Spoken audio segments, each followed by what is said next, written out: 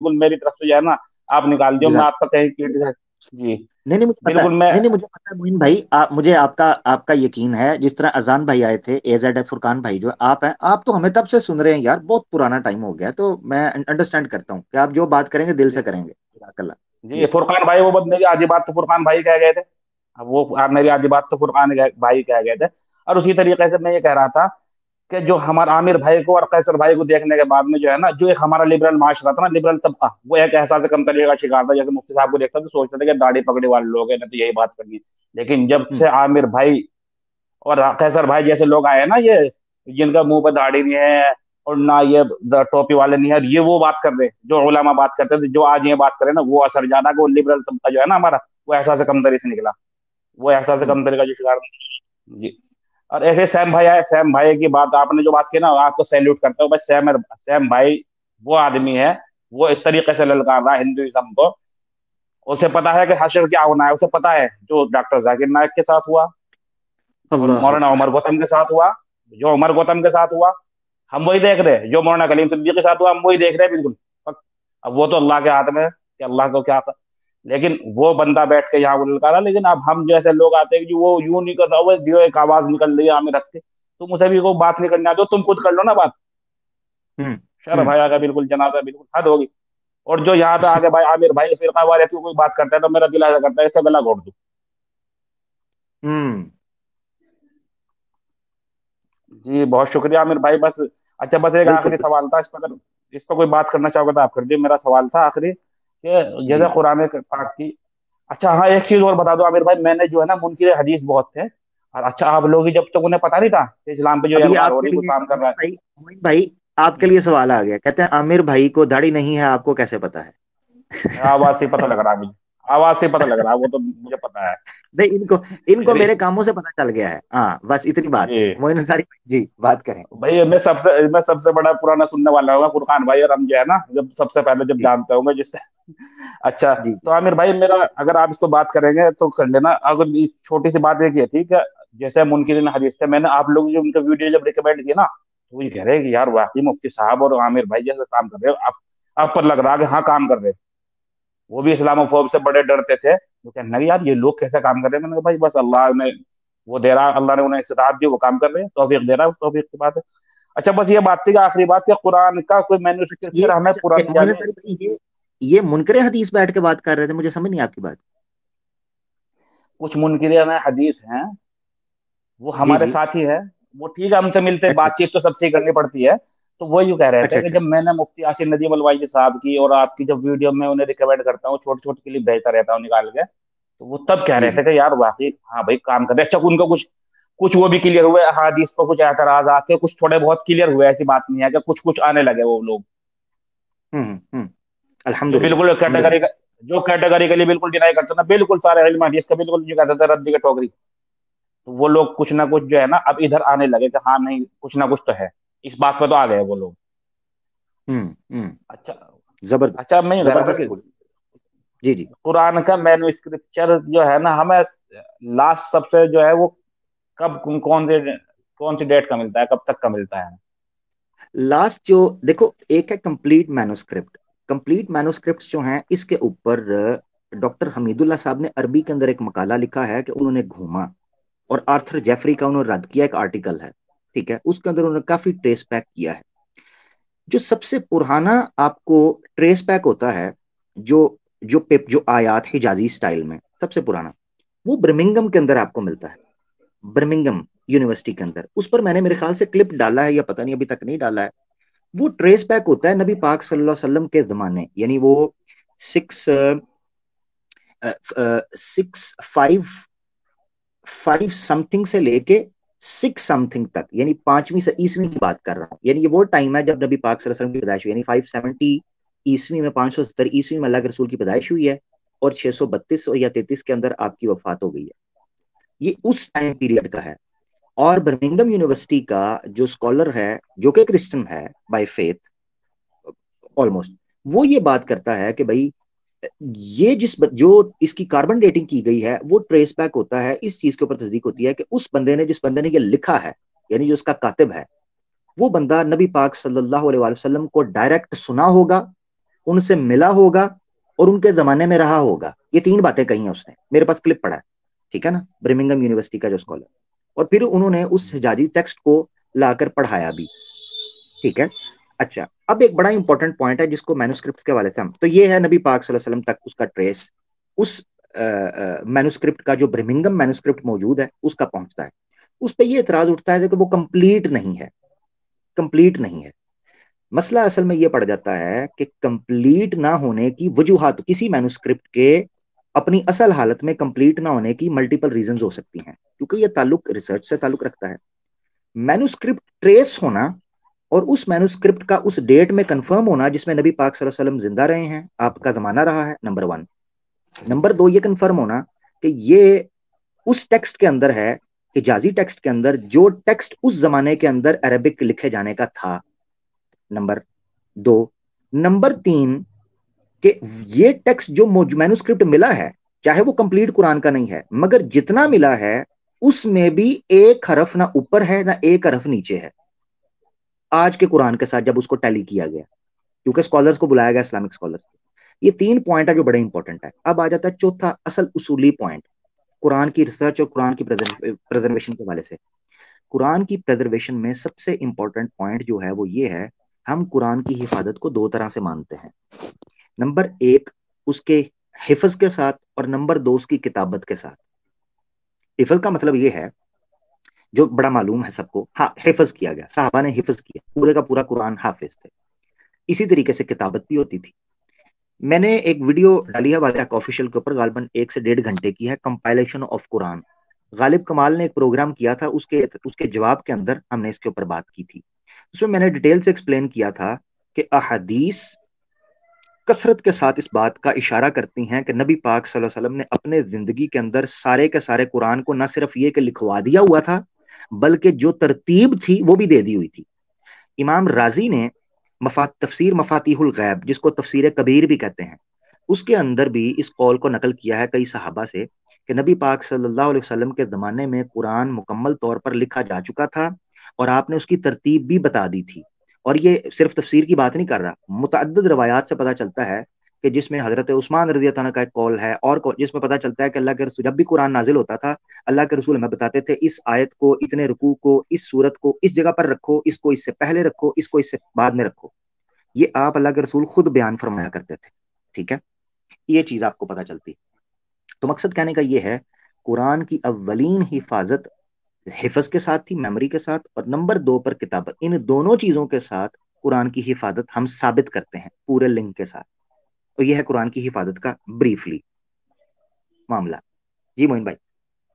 جی بس اچھا, بہت شکریہ. اچھا, ایک آخری سوال کا اگر جواب دو گے یا پھر کبھی دے دینا, کیا سیدنا عثمان رضی اللہ تعالیٰ عنہ نے قرآن کریم کی جو دوسرے وہ تھی یعنی 7 حروف جو تھے, ان میں سے جو دوسری قرات تھی ان کا نسخے جلوا دیے تھے؟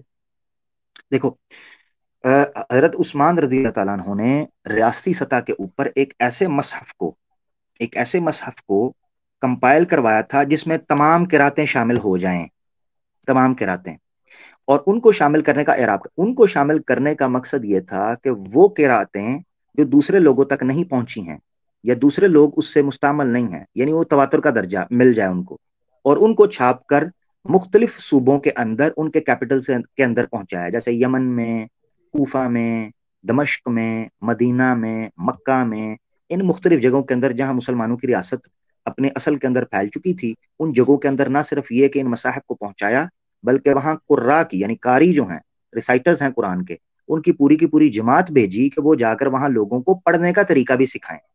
اب اس کی حکمت کیا تھی؟ حکمت یہ تھی کہ قرآن کی وہ قراتیں جو کہیں درج نہ ہونے کی وجہ سے یا ایک جگہ پر اکٹھا نہ ہونے کی وجہ سے مفقود ہو جائیں گی, ان قراتوں کو ایک قرآن کے اندر جمع کر لیا جائے. اچھا, نمبر 1 قرات کیسے کام کرتی ہے, یہ بھی ایک چیز ہے. اگر تو سوال یہ ہے کہ حضرت عثمان نے ان کو جلوا دیا تھا, بالکل یہ روایت آپ کو ملتی ہے کہ انہوں نے جلوا دیا تھا ان کو, اور اس کا مقصد کیا تھا؟ مقصد یہ تھا کہ وہ قراتیں جو مختلف مصاحف کے اندر موجود ہیں اور لوگ صرف انہی کے ساتھ موجود ہیں اور آپس میں جھگڑ رہے ہیں. بخاری شریف کے اندر حدیث ہے نا, یہ ساری لمبی ہے. بخاری شریف کے اندر حدیث ہے کہ صحابہ کرام جب یہ آذربائی جان کی طرف لڑائیاں چلنا شروع ہوئی ہیں, تو اس لڑائیوں کے دوران صحابہ کرام میں یا تابعین میں قرات کے موقع پر آپس میں جھگڑا ہوا. ایک کہنے لگے نہیں اللہ کے رسول سے یہ ثابت ہے، ایک کہنے لگے نہیں یہ ثابت ہے۔ اس کی وجہ یہ ہے کہ ان لوگوں تک اس کی سند نہیں پہنچی تھی قرات کی یا قاریوں کی، اور دوسرے لوگوں تک دوسروں کی نہیں پہنچی تھی۔ یہ واقعہ خود نبی اس طرح کا واقعہ ملتا جلتا خود نبی پاک صلی اللہ علیہ وسلم کے زمانے میں بھی ہے، اور یہ بھی روایت بخاری شریف کے اندر ہے۔ حضرت عمر فاروق مسجد نبی میں داخل ہوتے ہیں، ایک صحابی قرآن کی تلاوت کر رہے تھے، حضرت عمر فاروق کو لگا کہ جناب یہ تو غلط قرآن پڑھ رہے ہیں، تو انہوں نے ان کو نماز ختم کی اور ان کو پکڑا اور اللہ کے رسول کے پاس لے گئے بڑے غصے میں، اور اللہ کے رسول کو کہا اللہ کے رسول جس طرح قرآن آپ نے ہمیں سکھایا تھا یہ تو ویسے نہیں پڑھ رہے۔ تو اللہ کے رسول نے کہا مجھے سناؤ۔ جب ان صحابی نے اللہ کے رسول کو سنایا تو اللہ کے رسول نے کہا بالکل ٹھیک پڑھا۔ اب عمر نے جب سنایا رضی اللہ عنہ، تو جو عمر رضی اللہ عنہ نے سنایا اللہ کے رسول نے کہا تم نے بھی ٹھیک سنایا۔ جب یہ بات کنفرم ہو گئی تو اللہ کے رسول نے یہ چیز کنفرم کی کہ قرآن کو نازل کیا گیا ہے 7 احرف کے اوپر، ایک لمبا ہے۔ احرف اور قرات کے اندر کیا فرق ہے؟ آسان لفظوں میں اگر آپ نے سمجھنا ہو تو اس کو اس طریقے سمجھ سکتے ہیں کہ قرآن 7 احرف پر نازل کیا گیا ہے، اور اس کے پیچھے جو علت تھی وہ اللہ کے رسول نے بخاری شریف کے اندر حدیث ملتی ہے کہ آپ نے فرمایا کہ مختلف قبیلے کے لوگوں کو لہجے کی وجہ سے، ڈائلیکٹ کی وجہ سے، اپنے جو انداز الفاظ کی ادائیگی ہے، پرناؤنسیشن ہے، اس وجہ سے مشکلات پیش آ رہی ہیں۔ اس میں کچھ بچے ہیں، کچھ بوڑھے ہیں، کچھ عورتیں ہیں، کچھ پڑھے لکھے ہیں، کچھ کم پڑھے لکھے ہیں، وہ مختلف طریقے سے قرآن کو پڑھتے ہیں، تو اس کی وجہ سے مشکل پیش آتی ہے۔ اللہ نے سہولت کے لیے قرآن کو 7 مختلف قراتوں کے اندر پڑھنے کی اجازت دے دی۔ گویا اس کا مطلب یہ تھا کہ ان قرات اصولی طور پر قریش کی قرات پر نازل ہوا تھا، یعنی اصل جو ہے وہ قریش کی قرات پر نازل ہوا تھا، مگر اللہ کے رسول پاک صلی اللہ علیہ وسلم کو امت کی سہولت کے لیے یہ کر دیا گیا کہ آپ 7 قراتوں کے اوپر، 7 احرف کے اوپر، 7 احرف، 7 احرف کے اوپر پڑھ سکتے ہیں۔ سوال یہ اٹھتا تھا قرات کہاں سے آئی؟ کیونکہ 7 کا تو ملتا ہے احرف کا، تو قراتیں جو ہیں وہ تقریباً 12 تک پہنچتی ہیں۔ بعض نے تو جو احاد کی قراتیں ہیں وہ تقریباً 17 تک پہنچائی ہیں، بعض 20 کی بات بھی کرتے ہیں، مگر 12 تک تو مشہور مانی جاتی ہیں۔ قرات 7 عشر 17 کہتے ہیں اور 12 عشر بھی کہتے ہیں، ٹھیک ہے۔ قراتیں کیسے تشکیل پاتی ہیں یہ سمجھنا بڑا ضروری ہے۔ ہوتا یہ ہے کہ احرف 7 ہیں، اب 2 احرف کا کمبینیشن ایک نئی قرات کو جنم دیتا ہے، اس کو کہتے ہیں قرات، ٹھیک ہے۔ آسان بھاشا میں سمجھا رہا ہوں میں، 7 احرف ہیں، ان 7 احرف میں سے 2 مختلف احرف کو کمبینیشن کو ایک قرات کہتے ہیں، تو 7 مختلف احرف کے مختلف کمبینیشن کو قرات کے جنم کرنے کی وجہ سمجھتے ہیں، وہ قرات جنم لیتی ہے۔ تو اس کا مطلب یہ ہے کہ جب احرف تواتر کی احادیث سے ثابت ہیں تو اس کا مطلب یہ ہے وہ قرات بھی تواتر کی بنیاد کے اوپر کھڑی ہیں۔ اس کے علاوہ یہ بھی ثبوت دیا جاتا ہے کہ جتنے قرات ہیں وہ ان قراتوں اور احرف کے کمبینیشن کی، یعنی لوگوں کی سہولت اور آسانی کے لیے کہ جس کو جو احرف آسانی سے سمجھ آتا ہے، یعنی مثال کے طور پر اس کی یوں سمجھ لیں، آپ نے دیکھا ہوگا کہ بچے جب قاریوں سے پڑھتے ہیں بچپن کے اندر تو وہ ایک لفظ کی اس قاری کے خاص انداز میں پروننسیشن میں اس کو سیکھ لیتے ہیں، وہ اسی طرح پڑھتے ہیں، پھر قاری چینج ہو جاتا ہے، قاری چینج ہو جاتا ہے تو وہ کسی دوسرے ورڈ کی پروننسیشن اپنے طریقے سے سکھاتا ہے جو اس نے کسی اپنے استاد سے پڑھی ہوتی ہے۔ اس طرح کرتے کرتے جب آپ مختلف قاریوں سے پڑھتے ہیں، مختلف استاذہ سے پڑھتے ہیں، تو آپ کے پاس ملٹیپل احرف یا ملٹیپل ڈائلیکٹ جو ہیں ان کا نالج یا ان کے پڑھنے کا طریقہ آپ کے پاس آ جاتا ہے۔ اس بنیاد کے اوپر قراتیں جنم لیتی ہیں۔ تو یعنی یہ ہے کہ قراءات احرف جو ہیں وہ تواتر سے ثابت ہیں اللہ کے رسول سے، اور قراءات ان تواتر کے اوپر کھڑی ہیں، اور وہ قراءات کیسے تشکیل پاتی ہیں؟ مختلف قاریوں کے اپنے شاگردوں کو مختلف احرف کے کمبینیشن کو پڑھانے سے، ٹھیک ہے۔ یہ ہے اس کی ساری بنیاد۔ مثال کے طور پہ امام عاصم ہیں یا امام حفص ہیں، ان دونوں کے بارے میں یہ ہے کہ انہوں نے مختلف قاریوں سے پڑھا اور ان کی سند پیچھے نبی پاک صلی اللہ علیہ وسلم تک جاتی ہے۔ جب نبی پاک صلی اللہ علیہ وسلم سے ان تک سند پہنچی تو جن قاریوں نے ان کو پڑھایا انہوں نے مختلف قراتوں کے کمبینیشن بھی ان کو پڑھایا اور سندوں کے ذریعے پڑھایا۔ اب کچھ لوگ اعتراض کرنا شروع، امام حفص کے اوپر تو جرح موجود ہے، وہ جرح روایتوں کے اوپر اگر موجود ہے دیٹ ڈزنٹ مین کہ ان کو قرات کا امام نہیں کہا جاتا۔ اس کی وجہ یہ ہے کہ کئی ان لوگوں نے جنہوں نے جرح کی ہے انہوں نے ساتھ آگے لکھا ہے کہ قرات کے اندر یہ مستند مانے گئے ہیں امام حفص جو ہیں۔ تو اس طرح کی بہت سی ڈیٹیل کے اندر باتیں ہیں، خیر جن کو سمجھنا ضروری ہے کہ حضرت امام جو حضرت عثمان رضی اللہ تعالیٰ عنہ نے یہ کیوں کیا۔ بہرحال میں اس چیز کو مانتا ہوں کہ قرآن کمپائل اللہ کے رسول پاک صلی اللہ علیہ وسلم کے زمانے میں ہو چکا تھا۔ کچھ لوگ پیج کی اور ان چیزوں کی بات کرتے ہیں تو اس کا ثبوت پیج کا اور ان چیزوں کا ملتا ہے۔ ابھی ریسنٹلی ہم نے جو بات کی تھی حدیث قرطاس، قرطاس کا مطلب بھی پیپر ہوتا ہے، تو کہتے ہیں جی وہ ہڈیوں پر اور ان چیزوں پر. میں نے پہلے بتایا تھا, اگر آپ نے ویڈیو دیکھنی ہے تو کمپائلیشن آف قرآن والی ویڈیو جو ہے اس کو آپ دیکھیں گے تو میں نے کچھ بنیادی سوالات وہاں پر رکھے جی جی تھے. وہ تو جی وہ میں پر نے بھی دیکھا جی. ہاں, ہڈیوں پر, پتوں پر اور لکڑی پر اس طریقے سے لکھا جاتا تھا, تو اس پر کچھ سوالات ہو سکتے ہیں. ہاں, یہ اگر کوئی کہے کہ ابتدائی طور پر پتوں پر, ہڈیوں پر یا لکڑیوں پر لکھا جاتا تھا اور بعد میں فوراً اس کو ٹرانسفر کر لیا جاتا تھا, کیونکہ پیپر اتنا فریکوینٹ یا اتنا ایزیلی اویلیبل نہیں تھا مارکیٹس کے اندر, جس طرح آج ہے کہ آپ گئے مارکیٹ میں, گئے جی کسی بک سٹور کے اندر اور کہا جی ہمیں جناب آپ A4 پیپر دے دیں, فٹافٹ 500 پیپر کا بنڈل اٹھا لائے اور گھر میں اس کے اوپر لکھنا شروع کر دیا. ایسے پیپر اویلیبل نہیں تھا. تو پیپر اویلیبل تھا مگر اس کو ٹرانسفر کرتے تھے. کیونکہ اگر یہ سوال رکھا جائے گا نا تو ایک بڑا اعتراض یہ اٹھتا ہے کہ کیا قرآن کو مدنی دور کے اندر نبی پاک صلی اللہ علیہ وسلم نے ڈاکومنٹس کے اندر اتارا یا مکی کے اندر؟ اور اگر یہ سوال رکھا جائے کہ مکی کے اندر لوگ لکھتے تھے تو کیا ہجرت کرتے ہوئے وہ لکڑیاں, وہ ہڈیاں, وہ پتے, کیا اس کا کوئی ثبوت ملتا ہے کہ انہوں نے اس کو اکٹھا کر کے ہجرت کے وقت سنبھال کے رکھا ہو, لے کے آئے ہوں؟ اس کا ثبوت نہیں آپ کو ملتا. یعنی یہ بہت بڑا ایک آبجیکشن تھا اس سوال کے اوپر کہ انہوں نے ہمیشہ ہی وہ پتوں کے اوپر اور لکڑیوں کے اوپر لکھا رہتا تھا. یہ بات معقول معلوم نہیں ہوتی کہ انہوں نے ایسے ہی لکھ رکھا ہو. یہ کہا جا سکتا ہے کہ جیسے اس کی مثال آپ لے لیں, ایک بڑا سیلیبریٹی گزرتا ہے تو فین جو ہے اس سے آٹوگراف لینے کے لیے آگے بڑھتا ہے اور وہ کہتا ہے آپ کے پاس پیپر ہے؟ سر پیپر نہیں ہے. وہ کہتا ہے پھر کدھر دوں؟ وہ اپنی شرٹ آگے کر دیتا ہے کہ فوراً میں یہ آٹوگراف لے لوں. مجھے یہ معلوم ہوتا ہے کہ چونکہ پیپر اتنا وہاں پر اویلیبل نہیں تھا, مگر تھا اویلیبل لوگوں کے پاس, تو اتنا اویلیبل نہیں تھا, تو جب قرآن کی کوئی آیت کو صورت اترتی تھی تو لوگوں کے پاس جو اس وقت اویلیبل چیز ہوتی تھی وہ اس پر لکھتے تھے, مگر اس کو فوراً جا کر ڈاکومنٹ کے اوپر اتار لیتے تھے.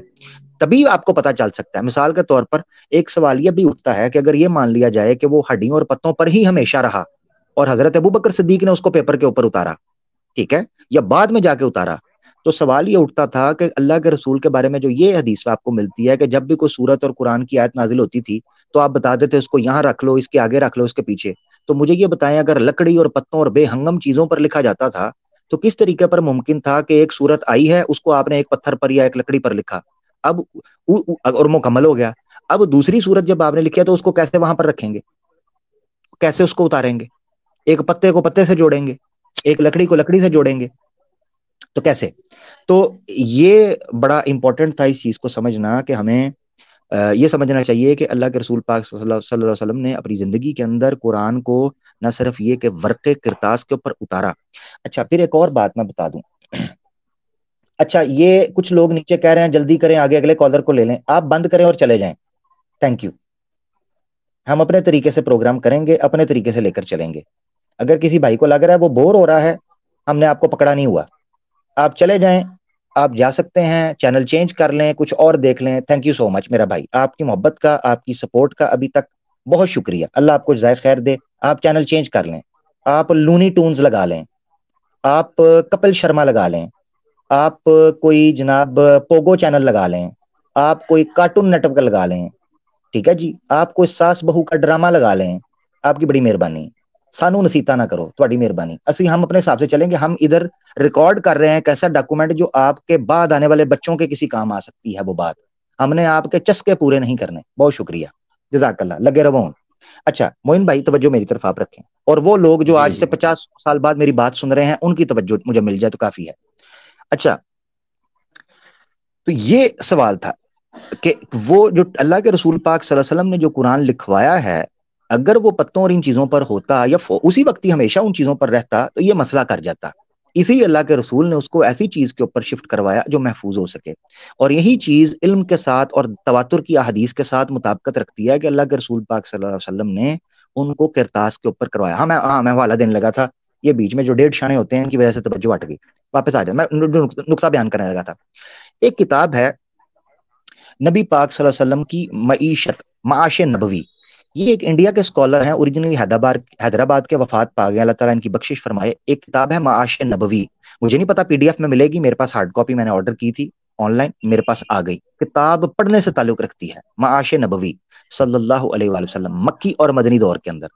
اس کتاب کے اندر پری محمد صلی اللہ علیہ وسلم یعنی نبی پاک صلی اللہ علیہ وسلم سے پہلے عرب کی تجارتی جو یا ٹریڈ کا جو سیکشن ہے اس کو ایکسپلین کیا گیا ہے کہ کس طریقے سے عرب کے اندر نبی پاک صلی اللہ علیہ وسلم سے پہلے ٹریڈ ہوا کرتی تھی. اب ٹریڈ کا مطلب کیا ہے؟ کبھی چاول آ رہے ہیں، کبھی فروٹ آ رہا ہے، کبھی یہاں سے کچھ چیزیں جا رہی ہیں، کبھی وہاں سے چیزیں آ رہی ہیں. اس کو انہوں نے ایکسپلین کیا ہے اس کے اندر. اس میں انہوں نے اشارہ دیا ہے کہ چائنا نے تب تک پیپر انوینٹ کر لیا ہوا تھا، کیونکہ سب سے پہلے ایک ڈائنسٹی ہے جس کو ہان ڈائنسٹی کہتے ہیں، HYAN، ہان ڈائنسٹی. میری نالج کے مطابق دنیا میں سب سے پہلے پیپر جو انوینٹ کیا گیا تھا وہ چائنا کی اس ڈائنسٹی نے کیا تھا، ہان ڈائنسٹی. اس ٹائم میں قبل مسیح کے قریب انہوں نے پیپر کرنسی بھی، کچھ لوگ کہتے ہیں کہ کرنسی بھی کر لی تھی. اچھا، اب اس میں پیپر تو آپ کے سامنے آ گیا تھا اور وہ یوز کر رہے تھے. ہان ڈائنسٹی، کیونکہ آپ کو پتا ہے کہ عرب میں جو تجارت کے قافلے آتے تھے وہ انڈیا کے علاقوں سے بھی اور ماوراء النہر میں افغانستان سے بھی اور ایران کے علاقوں سے بھی اور موجودہ چین کے علاقوں سے بھی لوگ کشتیاں لے کر سوار ہو کر وہ تجارت کیا کرتے تھے. ٹھیک ہے جی. اچھا، اور ساؤتھ انڈیا کا جو کیرلا ہے، ٹھیک ہے، کیرلا ساؤتھ انڈیا میں، یہ بھی بڑا اس کا ذکر ملتا ہے آپ کو پرانی تجارتوں کے اندر جو نبی پاک صلی اللہ علیہ وسلم سے پہلے ہوا کرتی تھیں. اس کا انہوں نے وہاں اشارہ دیا ہے کہ اس چیز کا آپ کو ثبوت ملتا ہے کہ جہاں انڈیا سے کشمش، بادام، اخروٹ، لال مرچی، ہری مرچی، دھنیا، ہلدی، یہ چیزیں مسالے جایا کرتے تھے، وہیں چین سے پیپر بھی جایا کرتا تھا.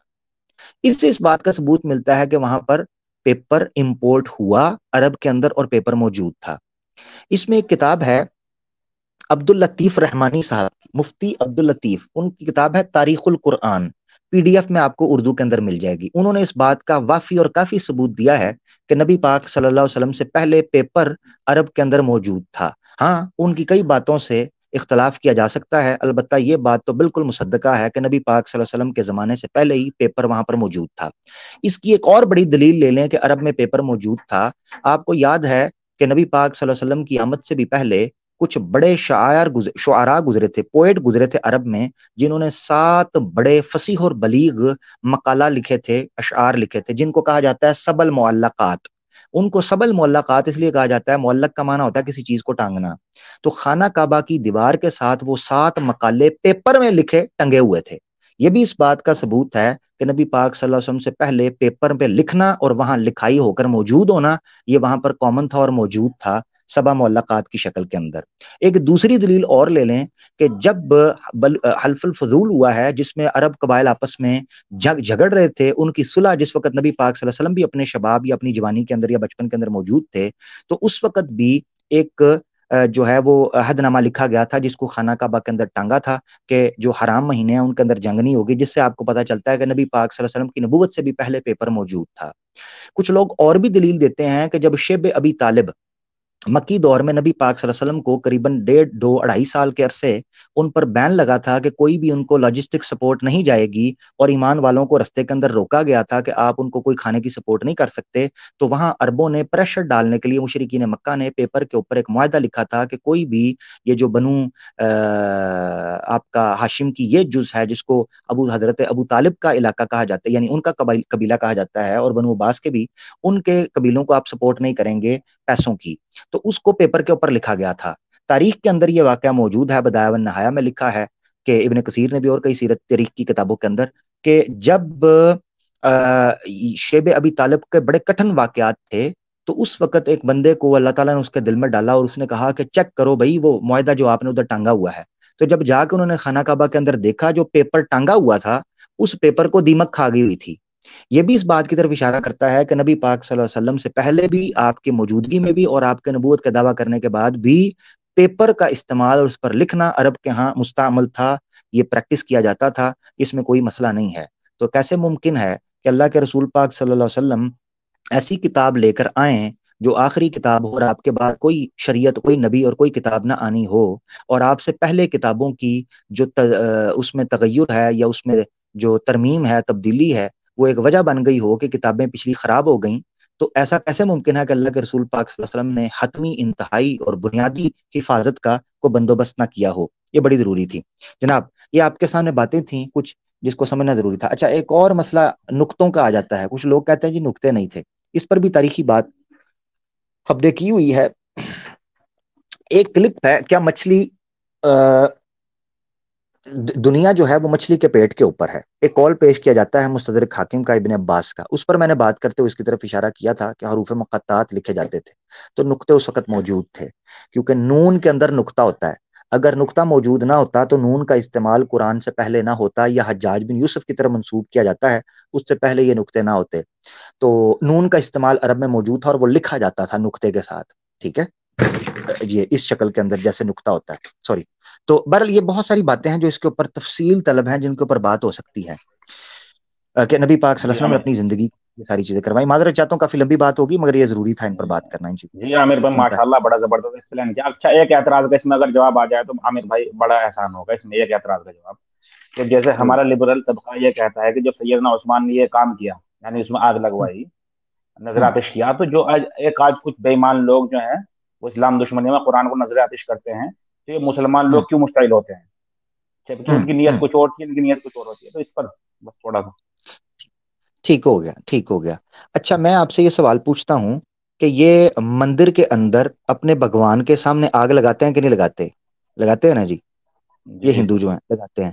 تو اگر ہم ان کے گھروں کے اندر آگ لگا دیں تو اس اگنی کو کیوں یہ برا سمجھتے ہیں, کیس کیوں کرتے ہیں؟ اگر اگنی کی پوجا ہونی چاہیے تو اگنی چاہے گھر میں لگے یا مندر میں لگے, لگا دینی چاہیے, ٹھیک ہے نا. اسی طریقے سے چرچز کے اندر کینڈل لگتی ہے جیزس کے سامنے, اس کینڈل کو ہم ان کے پچھواڑے کے ساتھ لگا دیں یا ان کے گھروں کے اندر لگا دیں تو یہ چیخیں نہیں ماریں گے. اس کا مطلب یہ ہے کہ ضروری نہیں ہے ایک کام ایک جگہ پر کیا جائے, اصل چیز ہوتی ہے اس کی انٹینشن.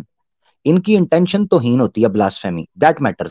مثال کے طور پر اگر یہ آگ نہ لگائیں قرآن کو, مگر قرآن کے بارے میں کوئی برا بھلا جملہ بولیں, ہم اس کو بھی بلاسفیمی تسلیم کرتے ہیں. اگر یہ قرآن کو اٹھا کے نعوذ باللہ پانی کے اندر پھینکیں, آگ نہ لگائیں, ہم اس کو بھی بلاسفیمی تسلیم کرتے ہیں. بلاسفیمی آتی ہے انٹینٹ سے, آپ کی نیت کیا ہے, آپ کا مقصد کیا ہے ایک جملہ بولنے کا, یہ ہے فرق میرا بھائی, ٹھیک ہے.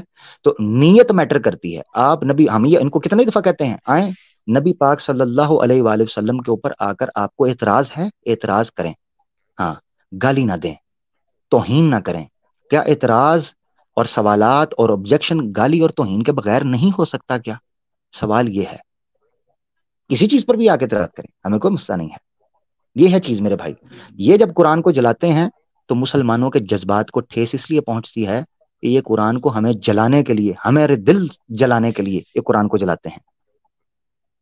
ٹھیک ہے میرا بھائی. جی بہت شکریہ, جزاک اللہ عامر بھائی. یہ یہ جھنڈا جلائیں نا, یہ لبرل سے کہیں امریکہ کا جھنڈا جلائیں, ان کا کانسٹیٹیوشن جلائیں, وہ ڈنڈا دیں گے ان کے پیچھے. اس وقت بولے نا جھنڈا جلائیں, کہیں میری نیت یہ نہیں ہے. کیا جنگوں میں جھنڈے نہیں جلے, جنگوں میں جھنڈے نہیں جلائے گئے, جلائیں, ٹھیک ہے, پتہ چل جائے گا. یہ ہے مقصد بہت میرا بھائی. شکریہ, جزاک اللہ.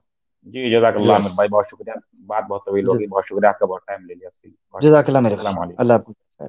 اور سلام رحمۃ اللہ وبرکاتہ. معین انصاری بھائی تھے, پرانے بھائی ہیں, تھوڑی سی بات گپ شپ ہو گئی. پروگرام آپ لوگوں کے لیے رکھا ہوا ہے تو پھر بات جو جہاں بات مزے کی ہوگی وہاں کر لیں گے, اور جہاں میں کمفرٹیبل ہو جاؤں گا, کیونکہ مجھے پتا ہے نا میرے پیچھے کچھ حرکت ہو رہی ہے, تو مجھے جب لگتا ہے کہ میں تھوڑا کمفرٹیبل ہوں, سکون ہوں, کھل کے بات کر سکتا ہوں, تو میں پھر کھل کے کر لیتا ہوں اور اس پہ بات ہو جاتی ہے. جہاں مجھے لگتا ہے پیچھے سے کچھ کھلبلی ہونے لگی ہے تو میں کہتا ہوں فٹافٹ آگے ٹورو, رولا مکاؤ. مرزا حسیب ہمارے ساتھ موجود ہیں. یہ ہمارے بیگ صاحب تو نہیں ہے کہیں؟ جی جی عامر بھائی السلام علیکم. وعلیکم السلام. یہ بھی ہمارے پرانے ساتھی ہیں. اہلن. کیا حال ہے عامر بھائی, خیر خیریت سے ہیں؟ اللہ کا شکر, آپ سنائیں. بس میں نے آپ کی اسٹریم میں آ کے بس عادت ہی بٹنی تھی, اور ماشاء اللہ اسٹریم میں آج تو زبردست جو قرآن کا پاک کے اوپر ڈسکشن ہوا ہے یہ بہت ہی زبردست ہے, اور اس کی بھی ضرورت محسوس کراتا ہے, بلکہ اس پہ ایک الگ اسٹریم بھی اگر آپ کر لیں تو بہت ہی اچھا رہے گا. میں نے ارادہ کیا تھا مرزا بھائی, جب میں نے وہ کمپائلیشن آف قرآن کی بات کی تھی تو میں مزے کی آپ کو بات بتاتا ہوں. اس وقت میں نے جب اس پر ریسرچ کرنا شروع کی تھی تو میں نے تقریباً 4 سے 5 فولڈر فل آف ریفرنسز کے تیار کیے تھے, اور میرا ارادہ تھا کہ میں کمپائلیشن آف قرآن پہ ریسرچ بیس 3 سے 4 پروگرام کروں گا کہ جن میں کئی مسلمانوں کے شبہ دور ہوں گے اور کمپائلیشن آف قرآن کی حقیقت سمجھ آئے گی, قرآن اور حدیث اور جنون جو پرانی کلاسیکل کتابیں ہیں ان سے, ٹھیک ہے, ان کے حوالہ جات پیش کیے جائیں گے اور انالیسس کیا جائے گا. ہوا یہ کہ یہ ہمارے جو پیارے دوست ہیں نا, ہمارے ٹنی لوگ, انہوں نے کہا نہیں نہیں نہیں نہیں, آپ غلط رستے پہ اسلام کے اوپر بات کرنے جا رہے ہیں, ہندو دھرم کے اوپر کریں. انہوں نے ایکس مسلمز کو اپنے رشتے پیش کیے, سپر چیٹ پیش کی, جہیز دیا, جس کا نتیجہ یہ ہوا کہ ہماری توپوں کا رخ ہندوازم کی طرف ہوا. میری جانے بلا مجھے نہ ہندی آتی تھی، نہ مجھے کبھی ان کی باتوں کے اندر ٹرسٹ تھا، نہ مجھے کبھی شوق تھا ان کے بھگوانوں کو میں دیکھوں، مجھے تو پسند ہی نہیں شکلیں ان کی.